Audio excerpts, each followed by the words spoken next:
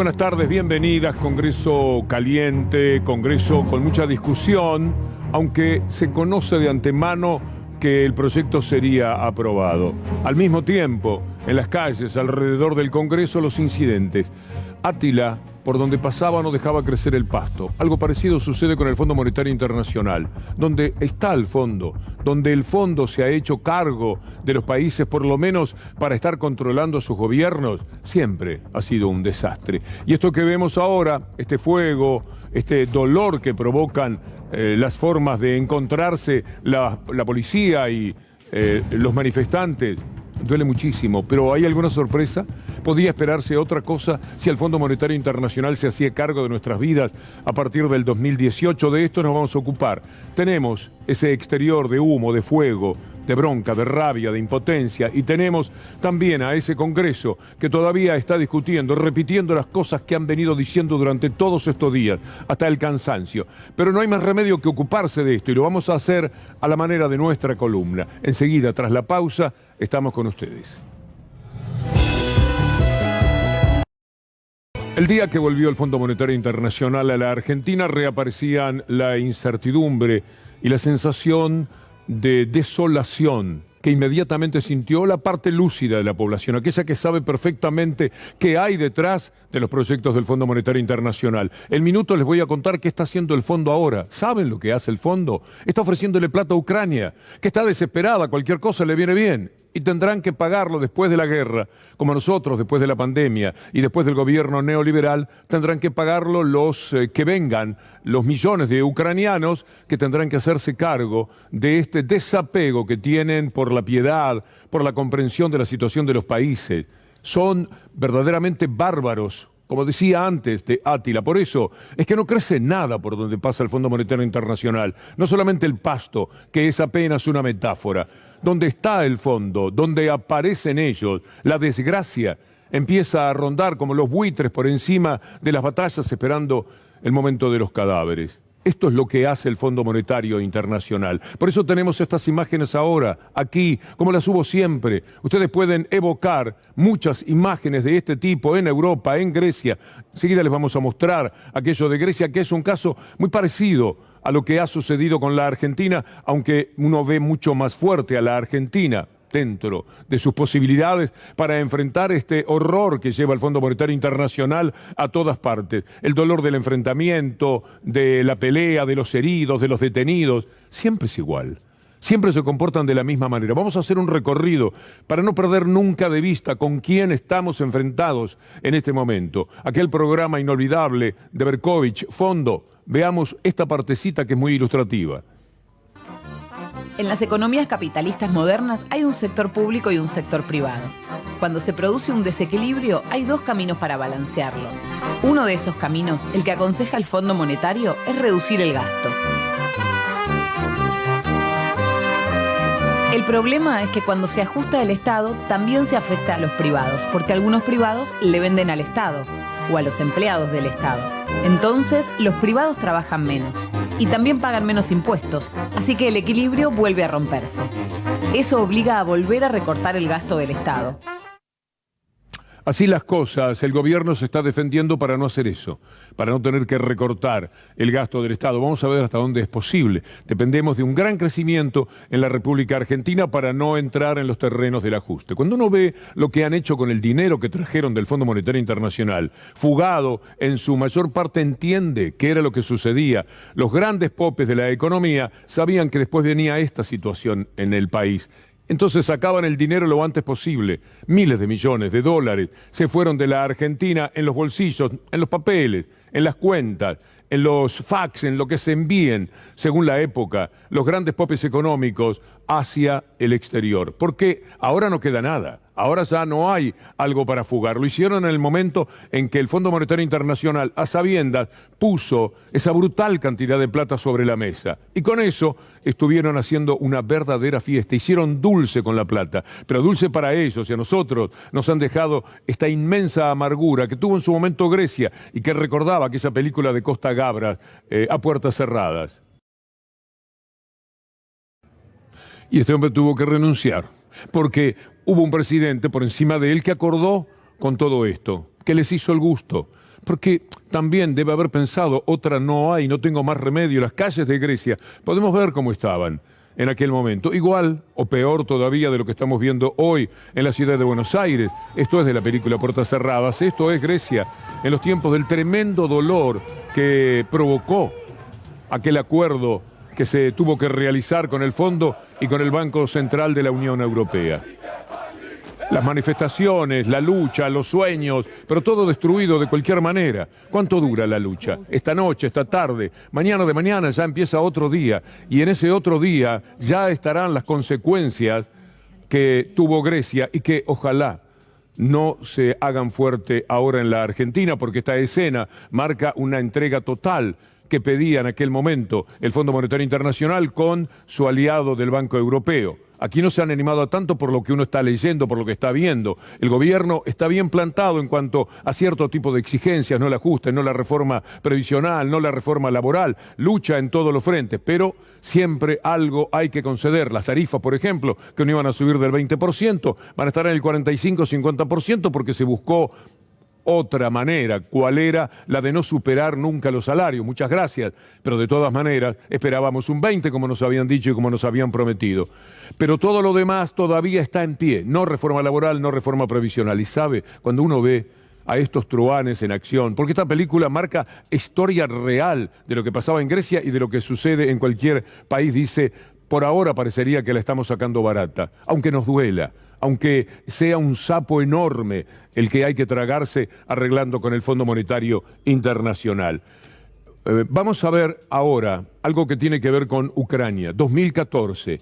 Porque todas estas situaciones, ellos la buscan cuando ven los países en desgracia, ven lo que había hecho el neoliberalismo de Mauricio Macri aquí y vinieron, ven lo que pasaba en Ucrania en 2014, ¿se acuerda? Golpe de Estado armado por Estados Unidos, el Fondo Monetario Internacional impone duros recortes a Ucrania a cambio del rescate, los que ahora se solidarizan económicamente. El fondo anuncia un paquete de ayuda de 19.000 millones de euros a Kiev. Si este país fuera una empresa, ya habría quebrado, dijo Yasenyuk. Y era así.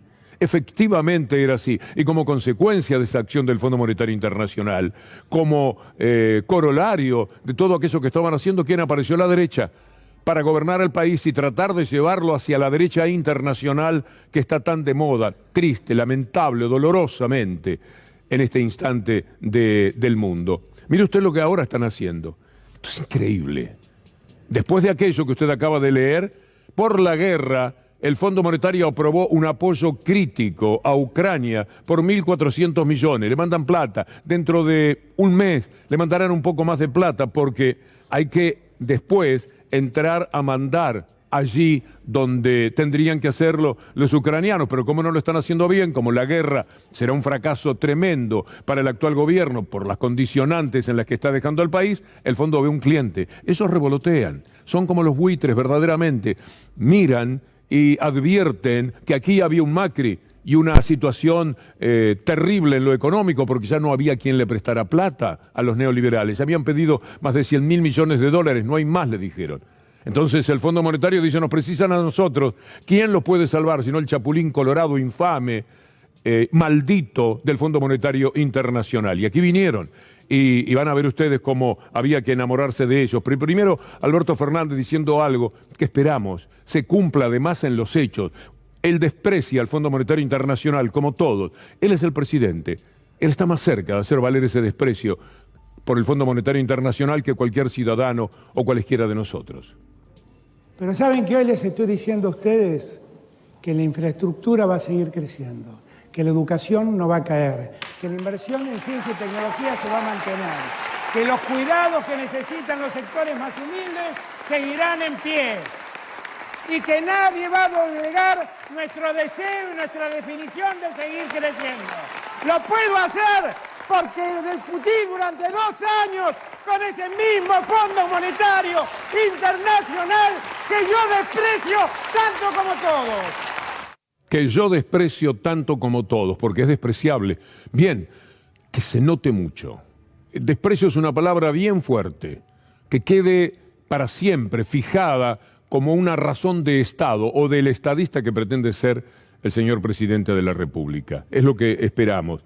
A diferencia de lo que Macri pedía sobre el Fondo Monetario Internacional, este presidente dice, y trasciende, yo los desprecio. Macri decía que teníamos que enamorarnos, ¿se acuerda? I don't know how to describe, because we are talking about crush on, Ariane, so we have started a great relationship.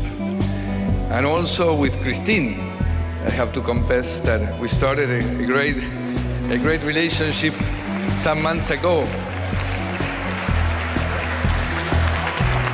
And I expect that this is going to work very well and will end up in the whole country crushing on with Christine. No nos olvidemos de esto, por favor. Haga un esfuerzo, déjele un rinconcito, 2 neuronas de cada uno de nosotros puestas al servicio de ver la cara de Macri en el momento que nos pedía que nos enamoráramos del drama, que nos enamoráramos de la estafa, que nos enamoráramos de la desgracia que va a sacudir, quiérase o no, a los sectores medios y a los más vulnerables. Eso nos estaba pidiendo, que encima de cuernos palos, eso estaba diciendo Mauricio Macri cuando hablaba de enamorarnos de Christine Lagarde. Es una cosa terrible, no nos olvidemos, porque este hombre se está candidateando otra vez. Está bien que hay que ver lo que compite con él, ¿no? Pero está queriendo ser de nuevo presidente. Con todo lo que hizo, con todo el daño que proyectó a 20 años, por decir una cifra, de años de la República Argentina. Y ahí anda otra vez dando vueltas y va y pide, arreglen solamente si me sacan a mí de la cuestión judicial que tengo que afrontar, a ver qué se piensan. Te podemos hablar de eso. Permítame recorrer otra vez un poco de la excelente película Fondo de Berco, porque estas cosas nos ayudan a pensar. When you cut taxes and you cut spending, that's going to shrink the economy. And that's going to have problems. And that's true whether you have a left government or a right government. It's just the economics of it. And too often, the IMF focuses on this contraction. Their argument is the same as Macri's argument in Argentina. If we do that, we'll make ourselves more business friendly, investment will flow in, and our economy will grow. Has it ever worked? It has almost never worked. Ojalá que ahora funcione, porque Stiglitz ve con buenos ojos este acuerdo, entendiendo que no hay otro tipo de salidas. Y Joseph Stiglitz tiene una influencia de maestro respecto a Martín Guzmán, el ministro de Economía de la Argentina. Ojalá que aquello que decía servía para Grecia, servía para entender el mundo en general, pero no sea también lo que marque la respuesta de la Argentina, donde se viven peleando entre ellos además, porque las apetencias de quién va a ser el candidato a presidente. Nosiglia tiene su pingo. ¿Sabe quién es Nosiglia más bien? Un hombre que ha manejado fuertemente, casi desde las sombras, al radicalismo. También tuvo muchísimo que ver en que el radicalismo, en vez del alfonsinismo al que él le perteneció, se corriese a esta derecha infame que se hizo cargo de la República Argentina. Pero ahora lo mira a Macri como alguien que tiene muchas culpas que debería pagar. Creo que Macri no entendió la política como la entendimos nosotros, o como la entiendo yo. Creo que se sobrevaloró, digamos, como sobrevaloró la posibilidad de una lluvia de inversiones, de que las cosas se iban a solucionar porque en la Argentina un gobierno no populista le había ganado a un gobierno populista las elecciones, o porque la sociedad iba a entender enseguida que su propuesta política era la correcta y lo daba por hecho. Y pasaron las cosas que pasaron. Nos fue muy mal y terminamos mal. Esto es lo que dice Nosiglia sobre Macri. Por supuesto, en esto ha tenido razón. Miren ustedes cómo quedó la Argentina después de Macri. Y este hombre sigue hablando. Todavía es poca cosa aquella frase respecto al enamoramiento de Christine Lagarde. Esto que está sucediendo ahora mismo en el Congreso es un desprendimiento casi natural y esperable de lo de Macri. Ahí hay mucha gente que va a padecer de cualquier manera y lo ve venir.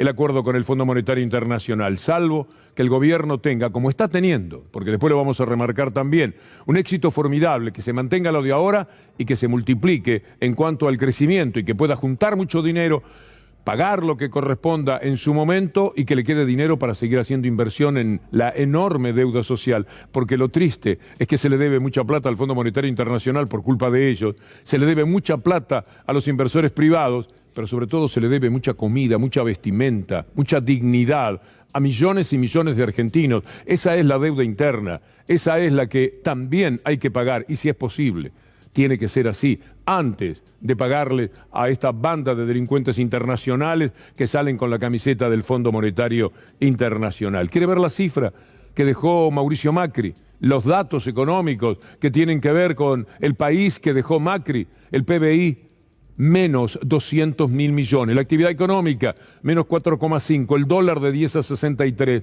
la inflación 55, el desempleo 10,6, la pobreza saltó 11 puntos. Es decir, al 2019 habían entrado casi 200.000 millones de dólares. ¿Dónde estaban?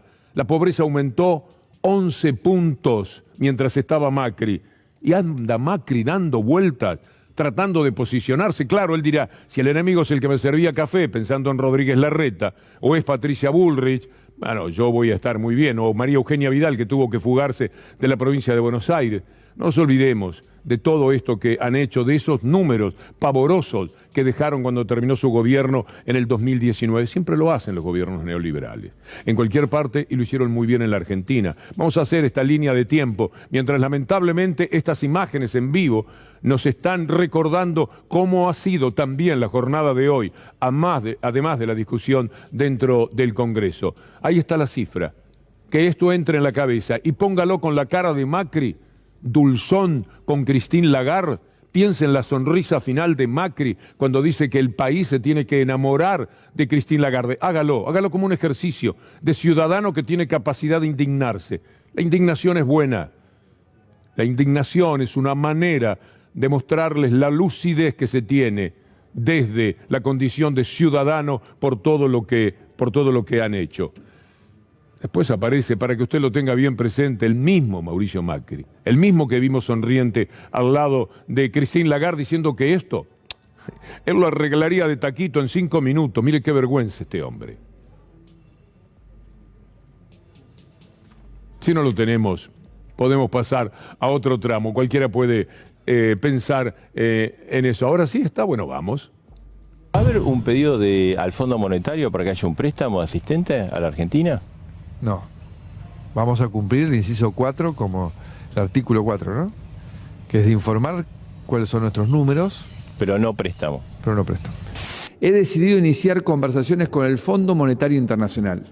Hace minutos hablé con Christine Lagarde, su directora. Nicolás Dujovne manifestando. No volvamos al fondo, Carlos. Hemos iniciado conversaciones con el Fondo Monetario Internacional para tener una línea de crédito preventiva.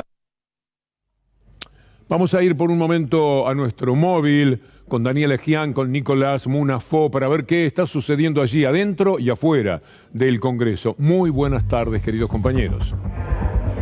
Víctor Hugo, buenas tardes. Bueno, un Congreso que adentro sigue debatiendo, afuera ya todo vuelto a la tranquilidad después de lo que fueron los incidentes alrededor de las 3:30, 4 de la tarde, que bueno, se produjeron primero en la puerta del Senado Nacional y que después se extendieron por Irigoyen hasta la 9 de julio. Insistimos, ahora hay manifestación afuera, pero mucho más tranquilo afortunadamente.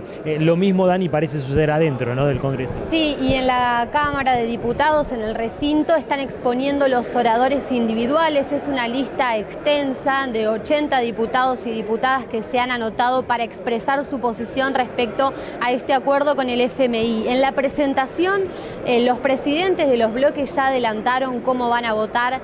Va a acompañar Juntos por el Cambio al Frente de Todos en este proyecto. Algunos diputados ya marcaron que votarán en contra. Sorprendió el diputado López Murphy, que dijo que se va a diferenciar de Juntos por el Cambio y va a votar en contra, también el Frente de Izquierda y Libertarios. Y ahora lo que vamos a ver va a ser la exposición individual. Hasta la medianoche se espera que cada uno muestre su posición y que también aparezcan algunas diferencias dentro del bloque del Frente de Todos respecto a esta postura. Volvemos cuando ustedes quieran. Nos quedamos con esas imágenes dentro y fuera del Congreso. Y vamos a un dato. Permítame esta presentación. Fue Macri. Esto que era un graffiti en una pared ahora tiene muchísimas versiones. Se lo ve en varios lados. Por lo menos, digamos una verdad, en las paredes, ya que cuesta tanto encontrarlas en los medios de comunicación. Fue Macri. Claramente, lo del Fondo Monetario Internacional. Pero ellos tienen mucha suerte, porque con el blindaje mediático consiguieron que solamente 4 de cada 10 personas sepan quién tomó la deuda. Mire esta noticia.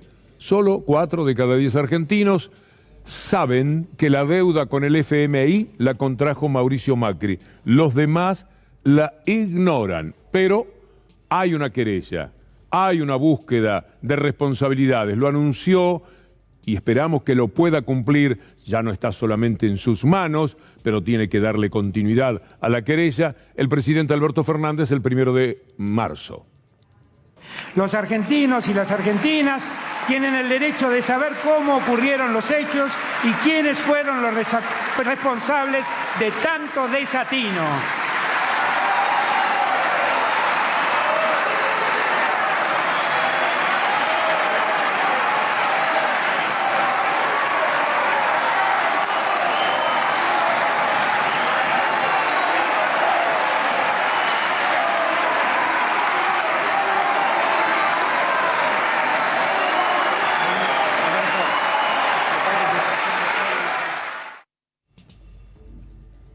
La deuda ilegítima se investiga en la justicia.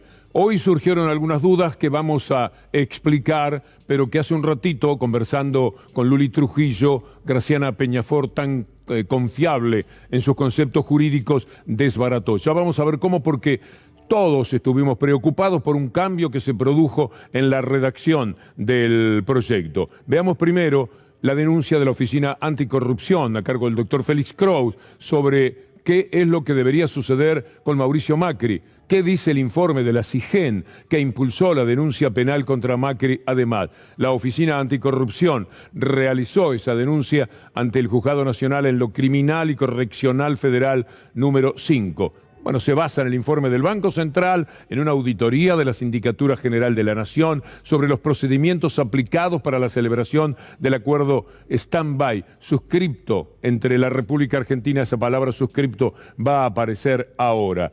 Vamos a ver un par de destacados que tienen que ver con la política online, que también son importantes, que son trascendentes para el entendimiento de lo que queremos compartir con ustedes hoy. Lo tenemos porque hay allí algo que también marca la lucha que hay que llevar a cabo. Macri quiere modificar el proyecto del Fondo Monetario Internacional para que se caiga la causa por la deuda.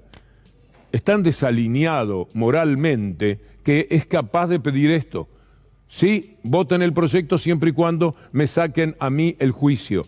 Los mismos que siguieron el juicio por el dólar futuro, que era una de las mayores vergüenzas jurídicas que jamás se haya visto en la historia de la Argentina. Los mismos que siguieron el juicio hasta el último día, procurando que fuera a juicio oral ese mamarracho, que eran además los que habían comprado el dólar futuro. Fíjese cuánto cinismo. Son los que ahora dicen, yo no quiero saber nada con esto, es una cuestión política, si quieren fue un error, pero de ninguna manera nosotros tenemos que dar cuentas ante la justicia. Y en eso están ahora. Quiero mostrarle a usted lo que fue el primer proyecto y un cambio que se hizo para que por lo menos conste que estamos atentos a esa posibilidad.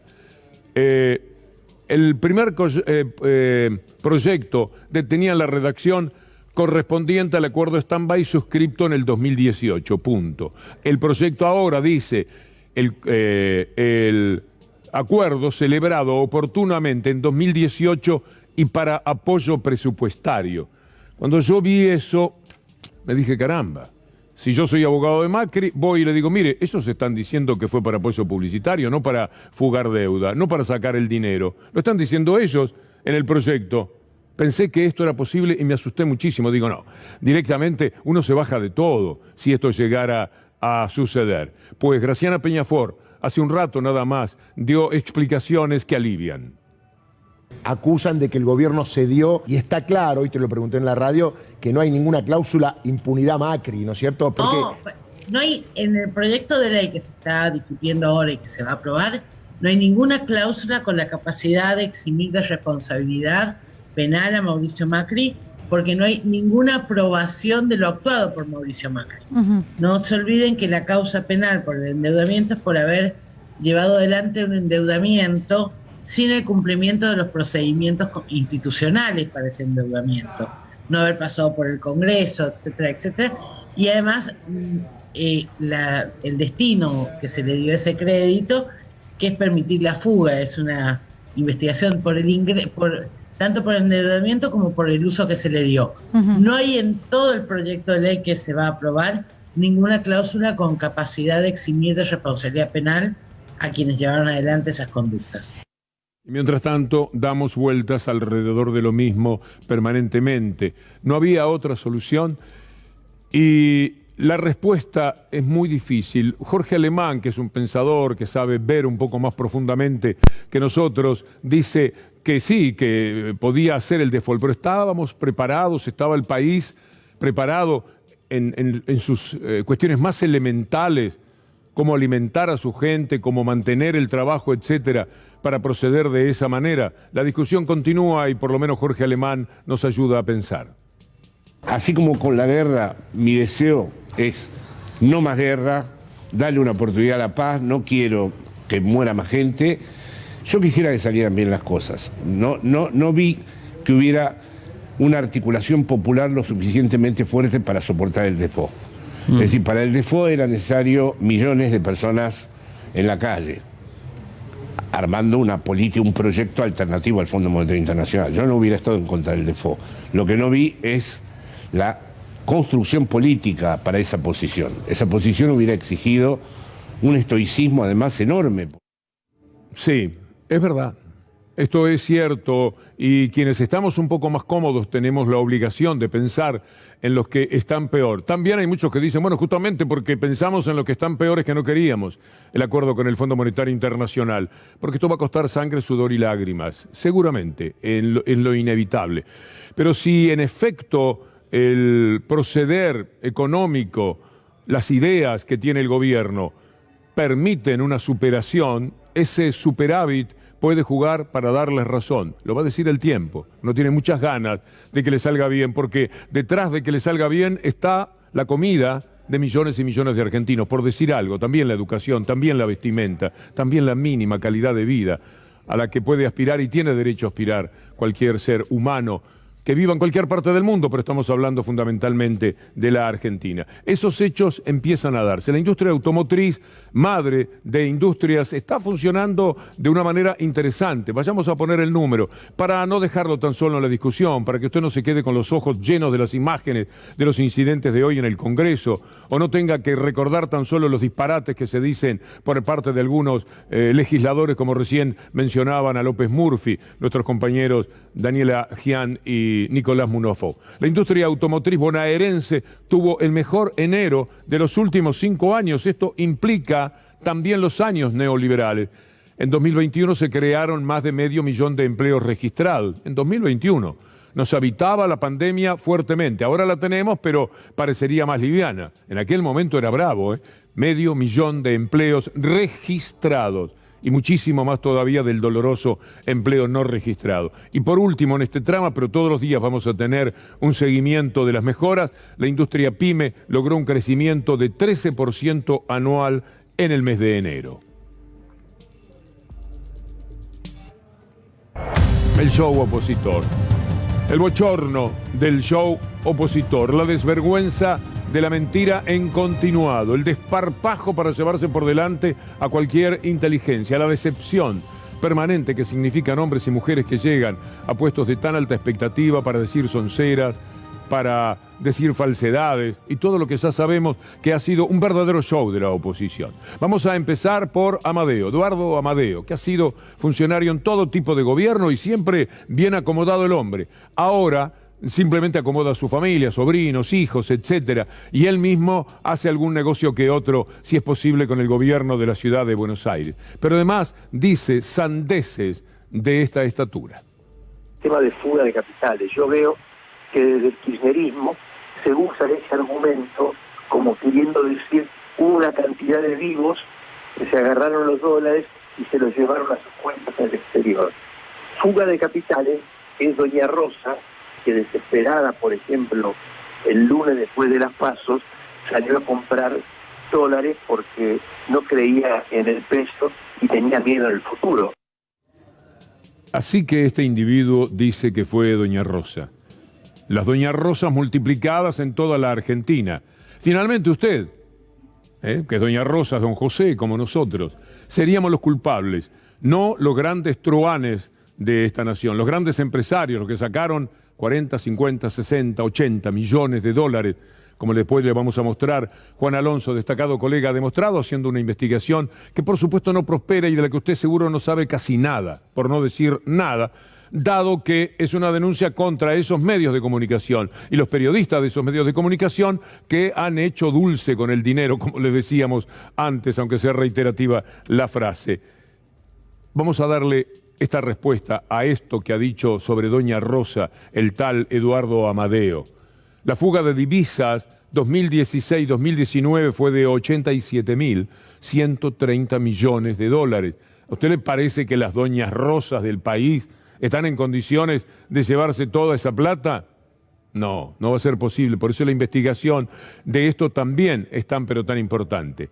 Amadeo, no conforme con lo que había dicho sobre las doña Rosa, agregó algo que es una manera tan evidente de tomarnos el pelo, de faltarle el respeto a la verdad, a la gente, a lo decente que pueda haber y que él no está adornado de semejante característica, pueda decir, miren ustedes esto. Y con Duhovne, cuando dijo en el 2016 que habían recibido un país desendeudado... No me acuerdo de esa, digo, si lo dijo estaba equivocado, del endeudamiento actual. El 80% viene del gobierno kirchnerista. Cambiemos aumentó en 55.000 millones de dólares la deuda, pero Cristina Kirchner la había aumentado en 120.000 millones de dólares. No recuerdo que nunca haya dicho eso, porque si lo dijo estaba equivocado. La Argentina hoy tiene niveles de endeudamiento bajísimos, tanto a nivel del gobierno, como a nivel de las empresas, como a nivel de las familias. Así fue la historia, contada por ellos mismos, pero lo niegan. Y Amadeo se anima a decir, con su cara de Amadeo, yo no sé, no, y si lo dijo estaba equivocado. Era el ministro de Economía, y si estuvo equivocado hizo un zafarrancho, porque estaba equivocado. Pero la verdad es que lo dijo, y lo dijo tan enfáticamente, y hasta argumentando por qué era que eso sucedía, porque efectivamente, si el gobierno no le pagaba al 7% de los fondos buitres que estaban dando vuelta con su enorme poder y con la complicidad de los medios locales, bueno, iba a encontrarse con esa problemática. Es tristísimo. Mire lo que dice Canalla Lombardi. Cuando habla de responsabilidad, ¿se sienten responsables de haber contraído la deuda? No, la deuda se contrajo antes, la deuda la contrajo Cristina Fernández. Lo que pasa es que los acreedores cambiaron porque dejaron de prestarle a la Argentina. La deuda, Cristina Fernández heredó de Néstor Kirchner un superávit del 7%. ¿Cómo tomás cuando desde Juntos por el Cambio se dice que la deuda la generó Cristina Fernández de Kirchner? No sé qué decir. A ver, es muy absurdo. Vos sabés que tenés distintos tipos de deuda, ¿no es cierto? La deuda con los mercados de capitales, tenés la deuda con los pasivos remunerados del Banco Central, tenés deuda con el Fondo Monetario y tenés deuda intrasector público. En la época de Cristina lo que tenías era mucha deuda en pesos y intrasector público, con lo cual no representaba un peligro importante y además representaba más o menos el 30% de la relación con el PBI. Después de la gestión de Macri, la deuda representa casi el 90% del PBI cambió la composición de la deuda, ya no es con el sector público, o sea, de un organismo del Estado, otro organismo del Estado, sino es del Estado argentino, con acreedores privados y con el fondo, y en dólares, ¿entendés? Yo sé que la explicación por ahí demora unos segundos, pero le pido a la gente que le preste atención a esto porque es la clave para entender por qué tanta discrepancia. Es la clave para entender además que el otro relato es una mentira flagrante, pero tienen su manual, ¿eh? ¿Y saben quién escribió el manual? Un enorme, inútil y ventajero que se llama Prat-Gay, el personaje que administra la fortuna de Fortabat. Está comodísimo el hombre, fantástico. En un solo pase de mano, como un prestidigitador, consiguió que la fortuna, que era de $1.000 millones, equivalentes a 9.000 millones de pesos en aquel momento, pasase a ser 20 o 25.000 millones de pesos. Simplemente firmando algo. Desde el lugar de un hombre que trabajaba mucho más, porque es lo que hizo siempre, lo que hizo durante su gestión y lo que está haciendo ahora, trabaja para una de las enormes fortunas de la República Argentina. Pero él es el que consiguió establecer el manual con el que se desempeñan Macri, Rodríguez Larreta, Bullrich, Canalla Lombardi, Laspina, todo lo que podamos ver, Negri, Wolf, mire cuánto personaje va apareciendo allí, Cornejo. Tienen su gente, ¿no? Y tienen su relato. Mire lo que escribió Prat-Gay, estaba bien decir Prat-Gay. Ya demostré que según la definición oficialista de fuga de capitales, CFK fugó más dólares que el 99% de los argentinos durante 2015-19. Este hilo derriba otro mito del relato K contra Cambiemos. Resulta que CFK endeudó más y más rápido que Mauricio Macri, 121 versus 55.000 millones de dólares. Ahora mostremos esta placa para que vea usted la fiereza de la mentira. La evolución de la deuda pública que menciona Prat-Gay tiene varios errores conceptuales. Mezcla y suma deuda en pesos y en dólares, algo en lo que insisten todos los días. Muestra la deuda en valores absolutos y eso impide comparar. Por eso en general se mide como 0% del Producto Bruto. Omite mencionar la situación extremadamente compleja que recibió el gobierno de Néstor Kirchner en 2003 en materia de deuda. Más de 80.000 millones en default y un acuerdo con el Fondo Monetario Internacional vigente. Pero ¿qué más dice Prat-Gay para ir armando el relato de la oposición? La deuda pública bruta al 30 de septiembre del 2015 era de 257.000 millones. Al 30 de noviembre del 19 era de 313.000 millones. La variación, 55.000 millones. Por favor, otra placa para entender la mentira. El peso total de la deuda está ahí en esos cuadros. Se redujo sustancialmente durante los gobiernos de Néstor y Cristina Fernández. Mire, en 2004 la deuda tenía el 118% del Producto Bruto. Es decir, si usted tenía 100 pesos, debía 118 si usted fuera el país.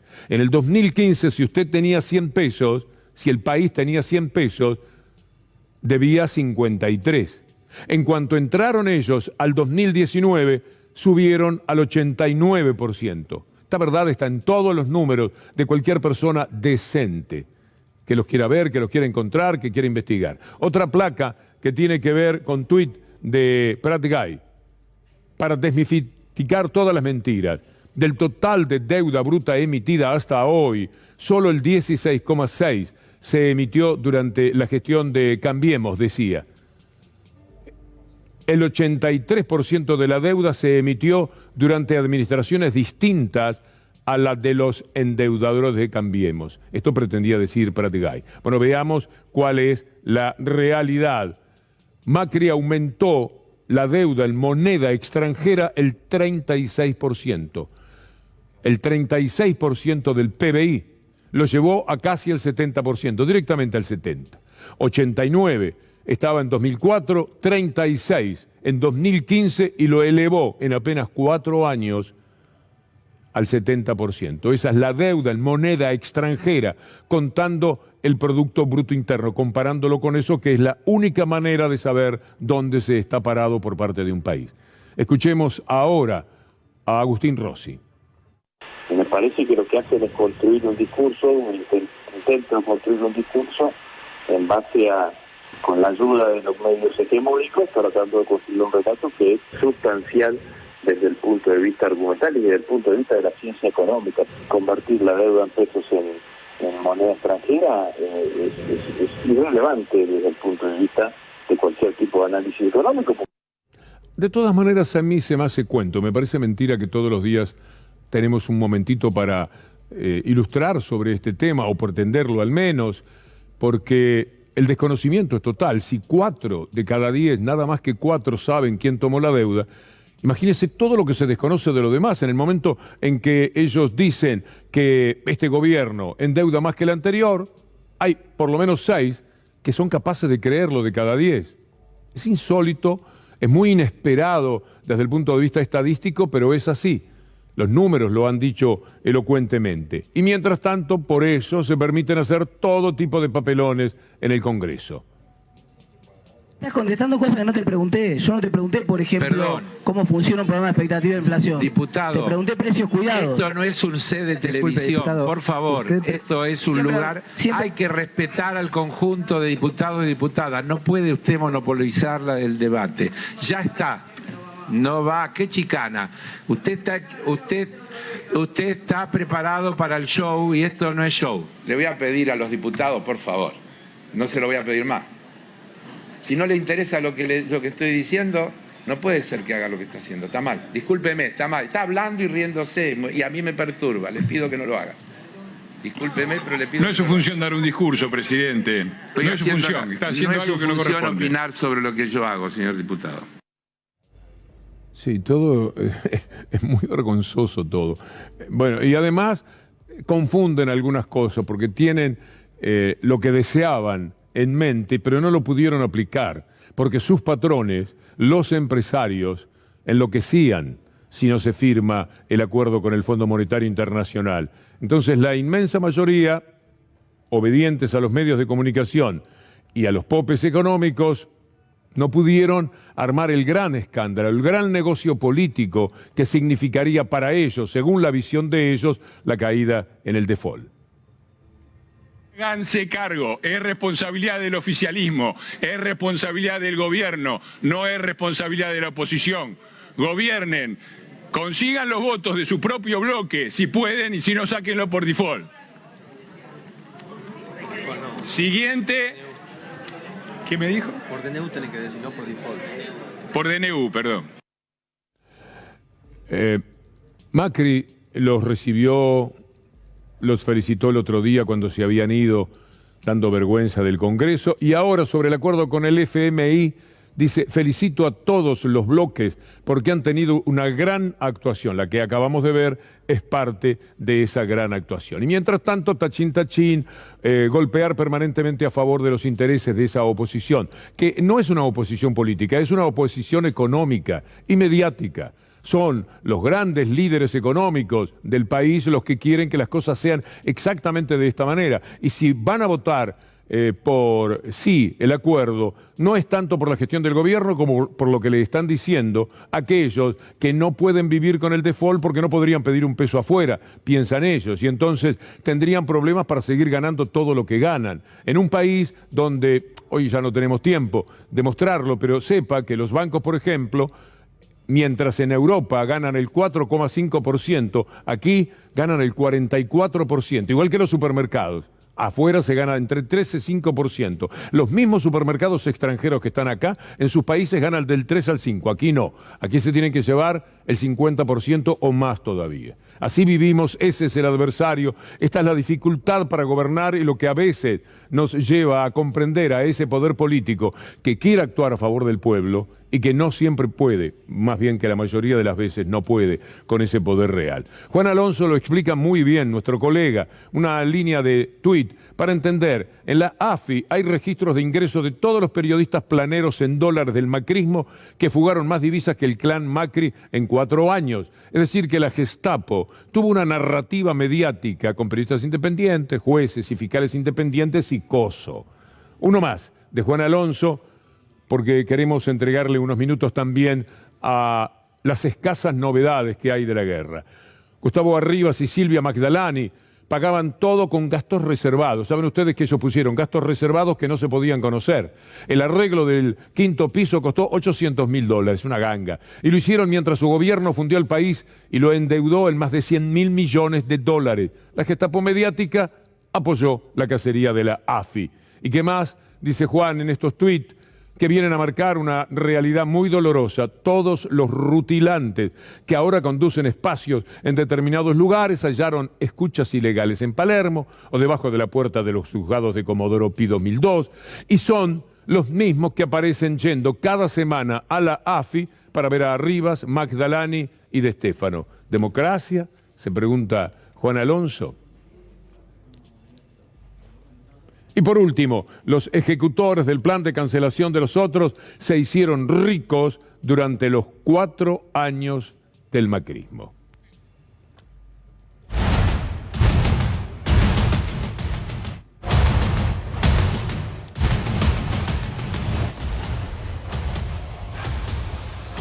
Dos semanas en guerra. 2 semanas de una confusión interminable. Hoy trascendió que hubo un ataque a un hospital pediátrico y rápidamente hubo conmoción por eso, porque de ser así, si tiran a un lugar donde hay niños, también uno inmediatamente se pregunta, bueno, ya que están en condiciones de hacer semejante atrocidad, ¿por qué no tiran directamente sobre las ciudades y solamente tiran alrededor de las mismas o a edificios que de antemano saben que están desocupados? ¿Por qué están tratando de ser tan puntillosos? Porque naturalmente Rusia no aguanta más el desprestigio internacional que la guerra le está trayendo con toda la promoción de la misma hecha desde Occidente y sin posibilidades de decir esta boca es mía porque le han cerrado la posibilidad de discutir por lo menos las noticias. Aparecieron funcionarios del gobierno de Estados Unidos diciendo que en ese lugar no había ya niños,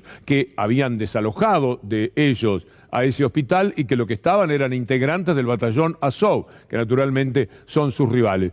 No me voy a detener en dar la razón a uno y a otro, esperaremos aunque sea 24 horas, porque la confusión es muy grande respecto a este episodio, que por supuesto, de consumarse, así fuera un error o quisiera presentarse como un error, sería atrozmente desdoroso para Rusia. Vamos a esperar un poco porque nos hemos entrenado para que haya demasiadas mentiras y en este momento tenemos de un lado y de otro acusaciones cruzadas sobre cómo fue el episodio. Pero esto ocurre, como ya les mostrábamos ayer con el mapa de la OTAN, porque la OTAN se ha llevado todo por delante a las órdenes de los Estados Unidos, pero no dicho ahora.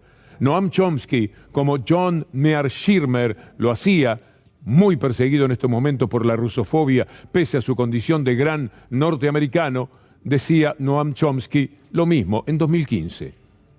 Would you just give us some of your thoughts on the current problems between Russia and Ukraine?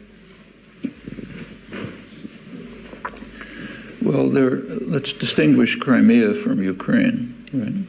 The Russian takeover of Crimea was obviously in violation of international law.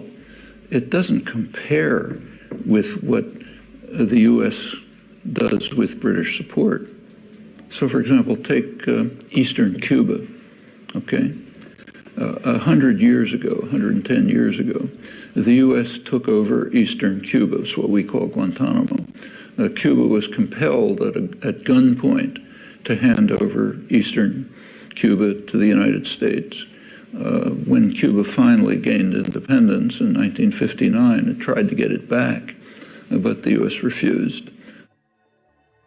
El proceder de los que verdaderamente tienen poder en Europa y prometen en un documento al mundo que jamás Ucrania va a ser parte de la OTAN. Me parece que así tenemos una posibilidad de terminar con el conflicto. No hay manera de que la OTAN vaya a recibir a Ucrania. Así Ucrania se lo pidiera de rodillas, como quiere Zelensky, que se arrodilla frente a la OTAN ahora diciendo nos dejaron solos. ¿Cuándo van a parar la guerra?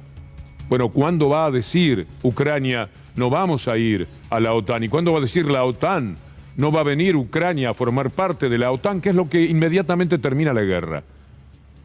Por supuesto que no quieren. Y la diplomacia lo tiene bien sencillo. Declara la neutralidad de Ucrania, promete que no será parte de la OTAN y se termina esta historia. De otra forma va a continuar la guerra de distintas... hasta el cansancio, lo dijimos, gracias al equipo de producción por tomarse el trabajo de localizar las ocasiones en las que habíamos dicho que la guerra tiene una sola manera de terminar. Y es esta que Zelensky empieza a insinuar. Es la única forma. No va a haber acuerdo jamás. Es un pensamiento y puede marcar un gran error. Pero estamos muy convencidos de esto que decimos, como en esas expresiones de todos estos días. La guerra se termina si hay una formal promesa, una convicción en Rusia de que la OTAN no va a incorporar a Ucrania. Este es el fin. Y fíjese que Zelensky está diciendo algo de lo que justamente señalábamos esos días, por eso mis compañeros eligieron ese tramo. Veamos a Zelensky en lo que está diciendo. Cede y ya no presionará a la OTAN para que incluya a Ucrania. Tenemos la palabra de Zelensky para terminar nuestra columna. I have cooled down regarding this question a long time ago. After we understood that that NATO is not prepared to accept Ukraine, the alliance is afraid of controversial things and confrontation with Russia. I never wanted to be a country which is begging something on its knees, and we are not going to be that country, and I don't want to be that president. Mismo tiempo, en realidad, porque la parte final parecería que vuelve a lo que motivó la guerra, pero al principio queda muy claro que él sabe que esto se termina de una sola manera, reconociendo que Ucrania no va a ser parte de la OTAN, porque eso significaría poco menos que el principio del fin en cualquier guerra que se produjere de Rusia. Y es imposible imaginar a los rusos tolerando esa intromisión, como sería imposible imaginar a los Estados Unidos sobrellevando que en México se instalaran los misiles de los rusos. No entra en ninguna cabeza, solamente en la de Zelensky, que ahora dice que está retirándose de aquella idea que había tenido. En lo referente a la OTAN, he moderado mi posición sobre este tema ya hace algún tiempo. Si lo hubiera moderado de verdad, no estábamos teniendo cada día que hablar de la guerra y con tanto dolor. Gracias a nuestro equipo de producción, gracias aquí a Pato del Vecchio. Nos reencontramos mañana, si Dios quiere. Ya está Gustavo Silvestre con todo listo para presentarles Minuto 1. Hasta mañana, si Dios quiere.